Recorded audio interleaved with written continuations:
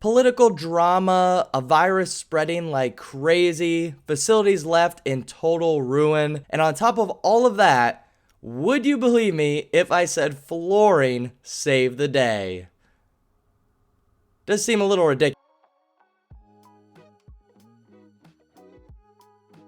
So yes, did you all know that flooring saved the day in the 2016 Olympics?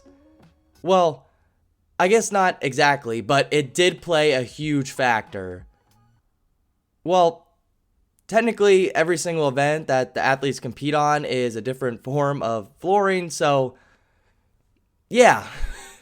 Alright, let's just get into the meat and gravy of this video already. So I don't know who here remembers the 2016 Olympic Games in Rio, Brazil, but it was quite a wild ride. For starters, building some of these Olympic structures from scratch was a lot better of an idea on paper. Because looking back on it now, it is super sad to see some of the most beautiful Olympic venues ever, and I'm being pretty serious on that, turned to just complete ruin and totally abandoned. And this isn't a new issue. There's plenty of countries that just totally abandon their Olympic village or their Olympic venues. It's super sad, but not every single country is like the United States where we value sports that much, to where we just have stadiums upon stadiums in every single major city and maybe even some small cities. But hindsight is 2020, and besides total Olympic giants being reduced to just poor memories, the 2016 Olympic Games was everything except what it should have been. What's an Olympics without political drama, am I right? There were severe economic problems within Brazil, which is not the best situation to be in when you need to create giant venues for the Olympics. There was political drama, there was high crime at the time, and the Zika virus was spreading like crazy and was one of the biggest news topics heading into the Olympics. And I'm really not gonna lie here, but I totally forgot the Zika virus was even a thing. But at the time, it for sure was a big deal, so don't get me wrong there. And on top of all of that, the construction management for some of the largest facilities was just a total mess.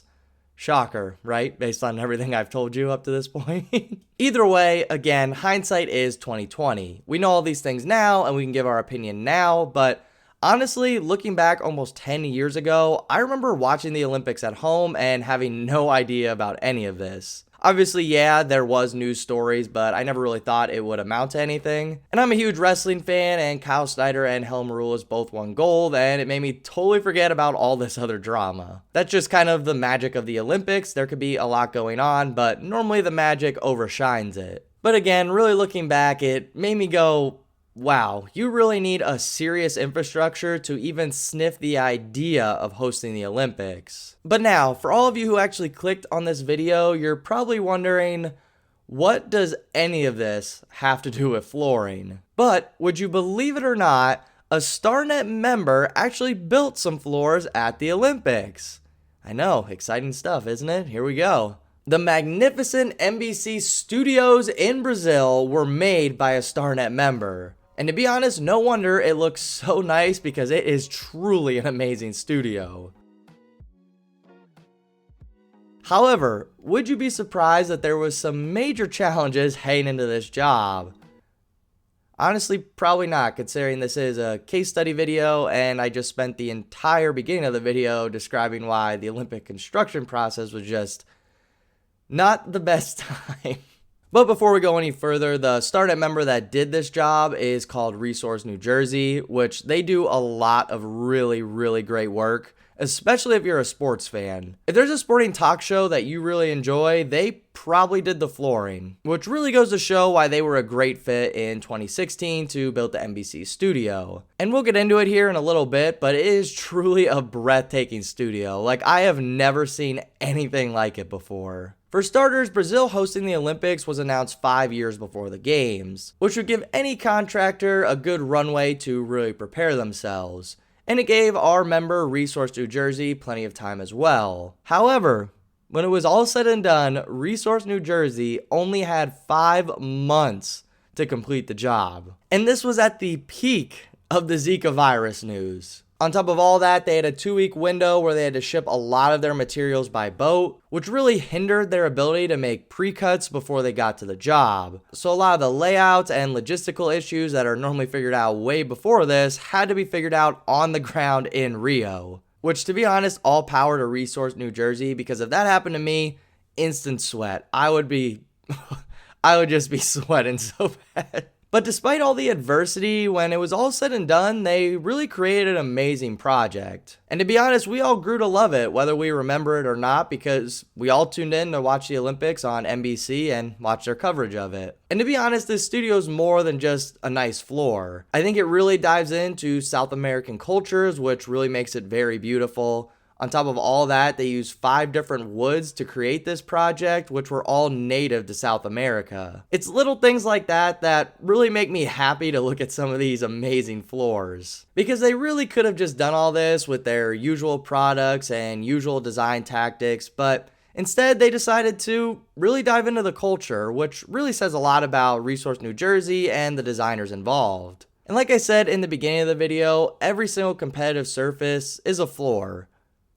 Well, maybe not surfing, but anyway. Like I said, every surface is a floor that we see the athletes we know and love compete on. So I have mad respect for Resource New Jersey or any contractor that went down to the Olympics. Because when you think of the Olympics, you don't necessarily think of floors. Unless you're a flooring nerd like me, but that's besides the point. But seriously, every single event, again besides surfing, needs a floor. Wrestling needs mats. Basketball needs all new courts designed and created. Track and field has a ton of different surfaces that fall into the flooring category as well. And there's just a lot of sports that need the bells and whistles of some of the best commercial flooring contractors in the world, honestly. You don't really think about it, but some of the most impressive flooring jobs have been done at the Olympics. And honestly, that is so fitting.